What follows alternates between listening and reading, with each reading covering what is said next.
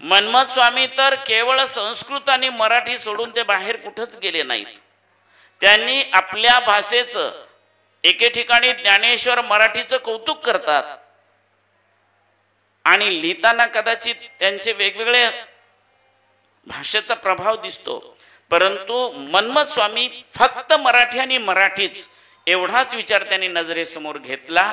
ते घेत असताना सुद्धा त्यांनी भागवत संप्रदायाचा, हरिहर तारतम्य साधण्याचा, गुरुचं महात्म्य सांगण्याचा, आत्ममहात्म्य सांगण्याचा असा वेगवेगळ्या ग्रंथातून प्रयोग केला आणि सर्वात शेवटी महत्वाचा ग्रंथ कोणता?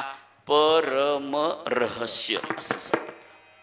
पपशन रमन म मनन, जे जेवढं पाहत जाऊ, एक एक ओवी किंवा एक एक शब्द पाहत जाऊ, तो त्याच्यामध्ये विशेष रहस्य पाहायला मिळतं। जेवढा त्याच्यामध्ये आपण रममान होण्याचा प्रयत्न करू तेवढा अजून रममान होऊन जातो।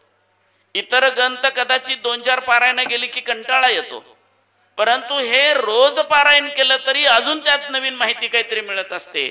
अशा प्रकारचं मनन करणारं, रममान होणारं आणि अत्यंत परेच्या पलीकडचं असं परम ज्ञान ज्यामध्ये आहे ते परम रहस्य हे या ग्रंथाचं नाव आहे।